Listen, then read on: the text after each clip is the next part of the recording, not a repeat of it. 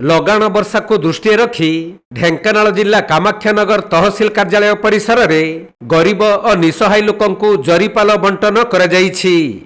ସ୍ଥାନୀୟ ବିଧାୟକ ଶତ୍ରୁଘ୍ନ ଜେନାଙ୍କ ଉପସ୍ଥିତିରେ କାମାକ୍ଷାନଗର ତହସିଲଦାର କୁମାର ସାହୁଙ୍କ ନେତୃତ୍ୱରେ ପ୍ରାୟ 90 ଜଣ ହିତାଧିକାରୀଙ୍କୁ ଜରିପାଲ ପ୍ରଦାନ କରାଯାଇଛି। ତେବେ ଲଗାଣ ବର୍ଷା ଓ ଆଗାମୀ ବର୍ଷା ଋତୁକୁ ଦୃଷ୍ଟିରେ ରଖି ଅସହାୟ ଏବଂ ଆବଶ୍ୟକତା ସମ୍ପନ୍ନ ଲୋକଙ୍କୁ ସହାୟତା ଯୋଗାଇବା ଉଦ୍ଦେଶ୍ୟରେ ତହସିଲ ପ୍ରଶାସନ ପକ୍ଷରୁ ଏହି ପଦକ୍ଷେପ ଗ୍ରହଣ କରାଯାଇଛି।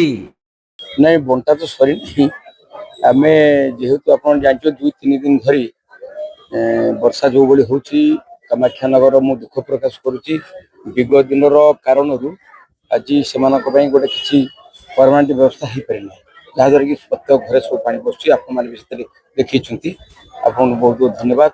ତେଣୁ ସରକାର ସେଥିରେ ଚିନ୍ତା କରୁଛନ୍ତି ଆଉ କିଭଳି ଭାବରେ ଯେଉଁ ଆଗାମୀ ବର୍ଷା ଦିନ ଆରମ୍ଭ ହେଇନି, ଆଗକୁ ଆହୁରି ଭୟାନକ ପରିସ୍ଥିତି ହେବ, ତାକୁ ଆମେ କିଭଳି ଭାବରେ ସଜାଗ ରହିବା ଆଉ କିଭଳି ଭାବରେ ଏମାନଙ୍କର ଆଜି ଯେଉଁ ତୁରନ୍ତ ହେଇଛି ଆମେ ଆଜି ତତ୍କ୍ଷଣାତ ତହସିଲଦାରଙ୍କୁ କହି ଯେତେ ଜଣଙ୍କର ଲୋକଙ୍କର ଆଜି ଜରିର ଆବଶ୍ୟକତା ଅଛି ଆମେ ଆଜି ଦେବାକୁ ଇଚ୍ଛା ପ୍ରକାଶ କରୁଛୁ। କେତେ ଅଛି ତାର ଷ୍ଟକ୍ ଜାଣି ଯାହା ନିହାତି ଦରକାର ତାକୁ ଆମେ ମଗେଇକି ଦେବୁ।